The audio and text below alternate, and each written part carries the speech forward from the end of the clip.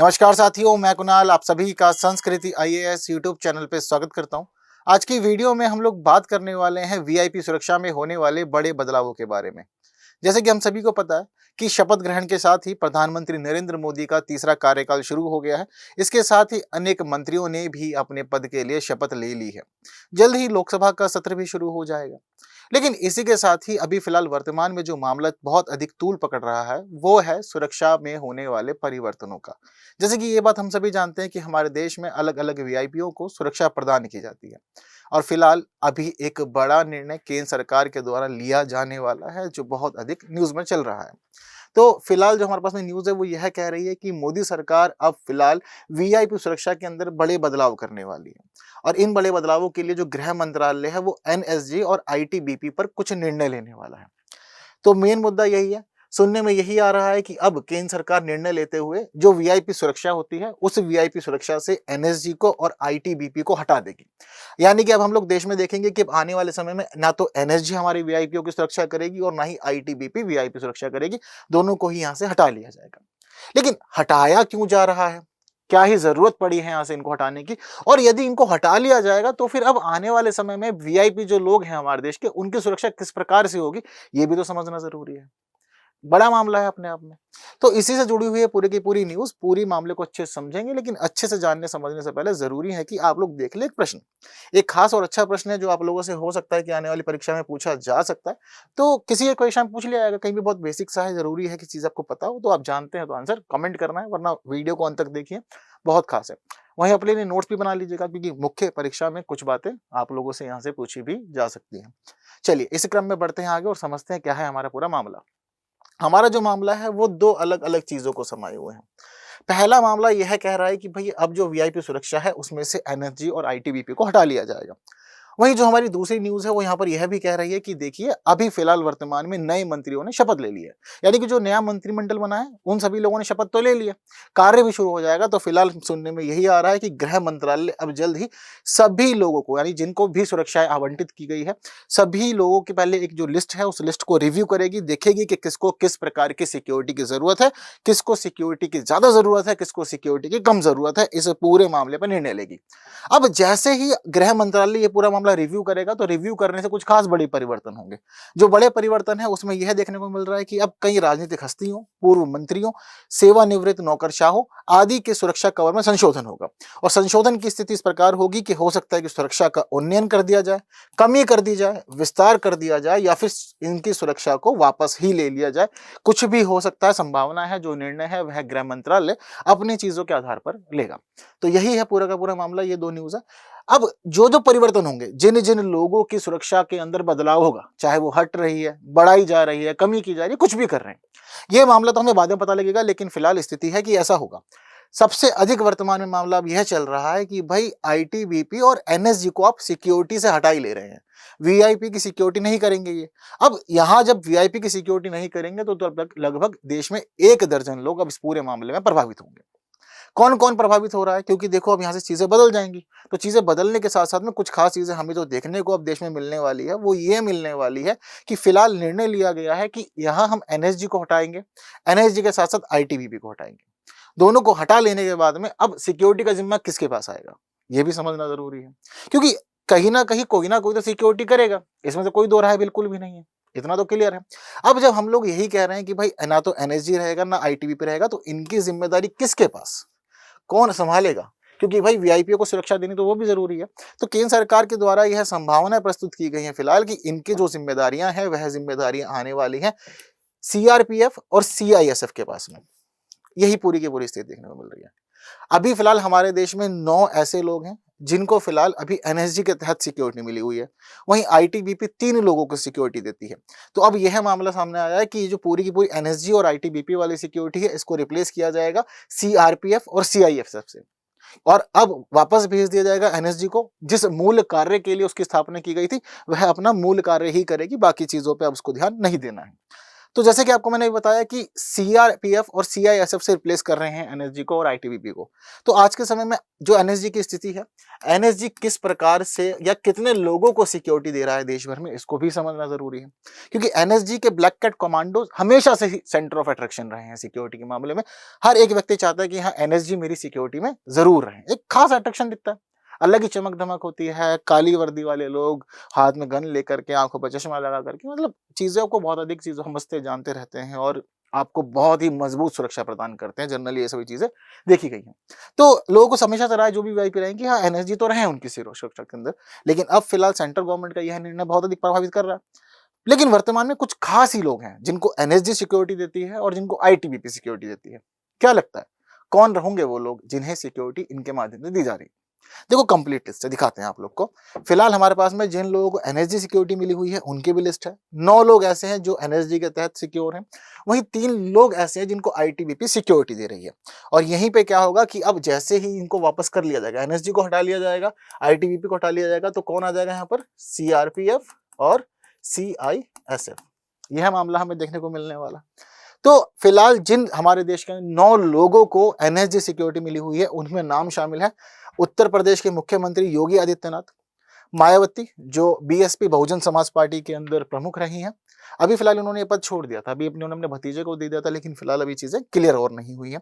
हमारे रक्षा मंत्री राजनाथ सिंह, लाल कृष्ण आडवाणी साहब, सर्बानंद सोनोवाल, रमन सिंह, गुलाम नबी आजाद, फारूक अब्दुल्ला और एन चंद्रबाबू नायडू, इन्होंने आज ही शपथ ली है मुख्यमंत्री पद की।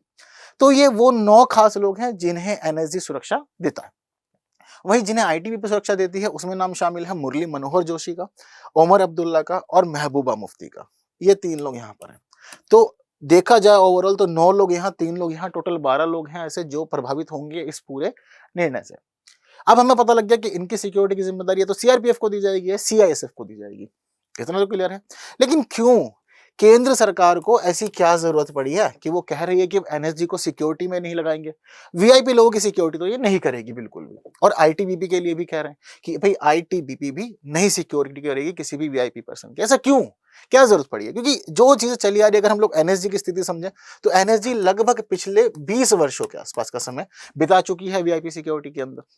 अब जब पिछले 20 वर्षों से करें तो ऐसा क्या लगा कि भाई इनको यहां से हटा लिया जाएगा, और हटा लिया जाएगा तो क्या एनएसजी को पूरी तरह से खत्म कर देंगे देश में से, या इसकी स्थापना जो की गई थी पूरी तरह से उसको अब खत्म ही करना है, या फिर कुछ और जिम्मेदारी देनी है, क्या होना है मामला? तो देखो, ये मामला भी क्लियर कर दिया गया है। दरअसल क्या है कि एनएसजी को वीआईपी सिक्योरिटी से हटाने का मामला कुछ नया नहीं है। ऐसा नहीं है कि मतलब आज उठा है, नया नया मामला है तो इस वजह से चलो देख लेते हैं कुछ होगा या नहीं होगा, ऐसा कुछ नहीं है। दरअसल एनएसजी को वीआईपी सिक्योरिटी से हटाने का मामला वर्ष 2012 से चर्चा में चल रहा है। वर्ष 2012 में पहली बार देखा गया था कि यह प्रस्ताव सामने आया कि एनएसजी को वीआईपी सिक्योरिटी से हटा दिया जाए, लेकिन इसके ऊपर अंतिम निर्णय नहीं हो पाया। वर्ष 2020 में भी जिस समय जो गांधी परिवार है उसकी सिक्योरिटी को बदला गया था, तो 2020 में भी यह सिफारिश हुई थी कि एनएसजी को वीआईपी सिक्योरिटी से हटा लो।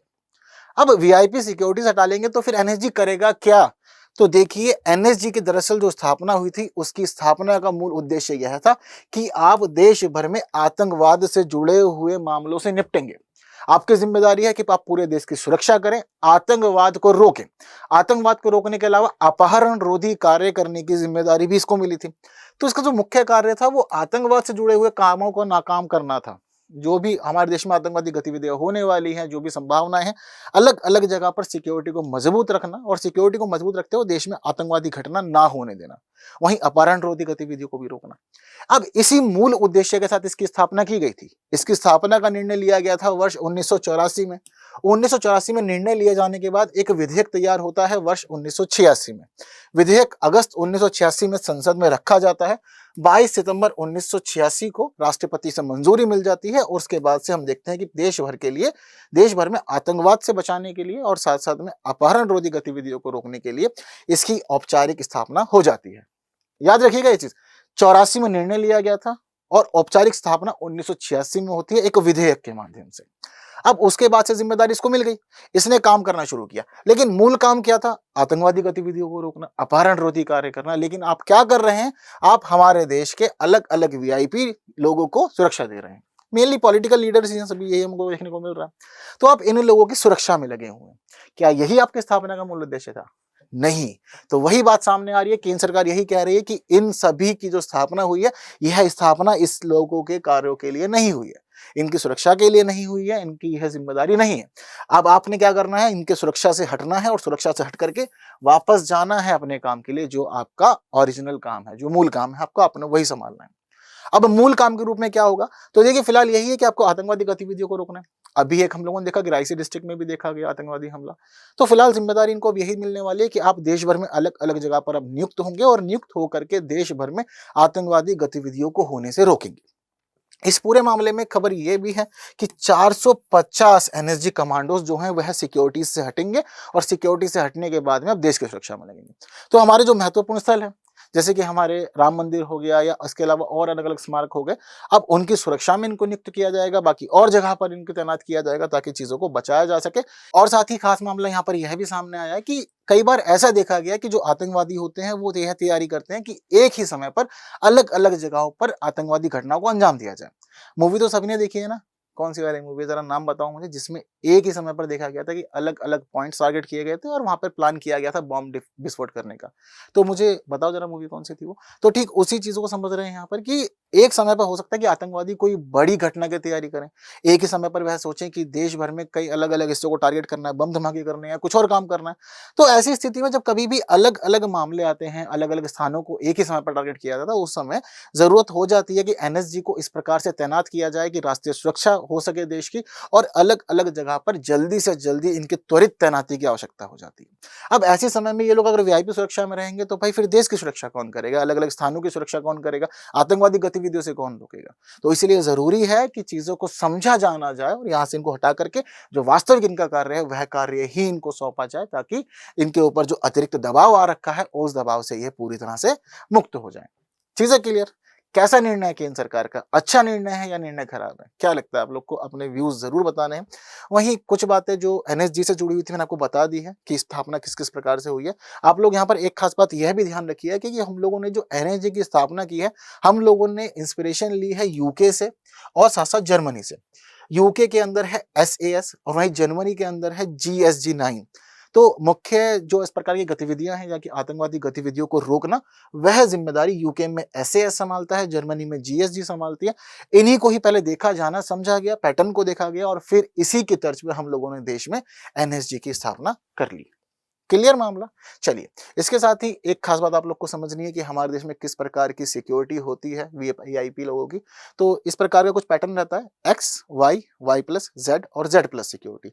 तो देखिए सबसे जो निचले स्तर की सिक्योरिटी होती है एक्स सिक्योरिटी, इसको माना जाता है। इसके अंदर बस 2 आर्म्ड पर्सनल्स होते हैं, कमांडो वगैरह नहीं होते जनरली इसके अंदर, ये सिस्टम है इसका एक्स का। तो एक्स सिक्योरिटी सबसे निचले स्तर की सिक्योरिटी मानी जाती है। सबसे बेस्ट सिक्योरिटी होती है इसके अंदर एसपीजी सिक्योरिटी, यह सिर्फ और सिर्फ देश के प्रधानमंत्री को दी जाती है। और देश को प्रधानमंत्री को दी जाने वाली ये जो सिक्योरिटी है ना, इसमें पता ही नहीं होता कि कब कब कितने लोगों को तैनात किया जाता है, बढ़ता घटता सा मामला रहता है इसमें। एक्स के बाद होता है वाई सिक्योरिटी का मामला। इसके अंदर 11 होते हैं पर्सनल। इसके अलावा 11 पर्सनल के अलावा 1 से 2 कमांडोस इसमें जनरली ऐड कर दिए जाते हैं और 1 पर्सनल फ्रॉम मोबाइल सिक्योरिटी इसमें होता है। ठीक है। इसके अलावा जो वाई प्लस होती है उसमें 11 से अधिक पर्सनल्स होते हैं, 1 से 2 कमांडो ऐड कर दिए जाते हैं, वहीं 2 पर्सनल्स फ्रॉम मोबाइल सिक्योरिटी इसके अंदर होते हैं। चीजें क्लियर। जेड सिक्योरिटी जो होती है इसमें 22 पर्सनल्स होते हैं, इंक्लूडिंग 4 से 5 कमांडो, वहीं 6 personnels from mobile security. Z plus security के अंदर 55 पर्सनल्स होते हैं, including 10 plus commandos, 10 personnels from mobile security. इस प्रकार से तैयार होते हैं ये सारे के सारे सुरक्षा के घेरे। जिस व्यक्ति को ज्यादा सुरक्षा की जरूरत पड़ती है उसके लिए फिर हम देखते हैं कि लेवल बढ़ाए जाते हैं, वाई प्लस जेड या जेड प्लस तक की सिक्योरिटी भी दी जाती है। सामान्य वीआईपी है, आपके ऊपर कोई खास खतरा नहीं है, बस सामान्य लोग, कई बार ऐसा होता है कि छोटी मोटी गतिविधि कर देते हैं, तो सामान्य लोगों के अकॉर्डिंग चीजों को मैनेज किया जाता है। बहुत ही अधिक आप बेसिक स्तर पर हैं तो एक्स सिक्योरिटी को मिल जाती है, मतलब 2 आर्म पर्सनल्स रहेंगे तो 2 हथियार वाले अधिकारी आपके साथ तैनात कर दिए जाएंगे, जो आपके साथ आएंगे जाएंगे, देखेंगे कि आपको कोई छोटा मोटा व्यक्ति या कोई सामान्य स्तर पर कोई हमला ना कर सके, कोई घटना आपके साथ ना हो। अगर आपके ऊपर बड़े हमले की संभावना होती है, लगता है कि भाई आप टारगेट बन सकते हैं कहीं ना कहीं पर, तो फिर उसके अकॉर्डिंग चीजों को बढ़ाया जाता है, समझा जाता है। चीजें क्लियर। तो यही है पूरी की पूरी न्यूज़, यही है पूरा केंद्र सरकार का निर्णय। तो एक बड़ा परिवर्तन देश में हम लोग जल्द देखेंगे। तो चीज़ों को इसी प्रकार से हम लोगों ने जान समझ ली है, अच्छे से क्लियर है पूरा मामला। तो उम्मीद करता हूँ कि इस प्रश्न का उत्तर देना तो बहुत सरल है आप लोगों के लिए। जल्दी से आंसर कमेंट कर दीजिए। वहीं केंद्र सरकार का निर्णय कैसा लगा है, क्या सही निर्णय है? एनएसजी को जिस उद्देश्य से स्थापित किया गया था वही कार्य कराया जाना चाहिए, कुछ अतिरिक्त दबाव जैसे कि वीआईपी लोगों की सुरक्षा करना, यह सभी चीजें इनके पास होनी चाहिए। क्या लगता है? अपने विचार जरूर देने हैं। इस प्रश्न का उत्तर कमेंट में जरूर बताना है।